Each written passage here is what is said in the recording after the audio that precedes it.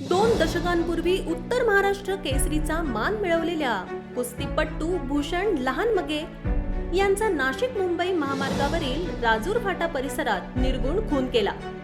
कारमधून आलेल्या मारेकरांनी भूषण यांच्यावर कोयत्याने वार व गोळीबार करून हत्या करत पळ काढला।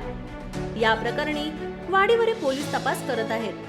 भूषण लहानगे हे शुक्रवारी सायंकाळी 4:30च्या सुमारास महामार्गावरून घराकडे जात होते।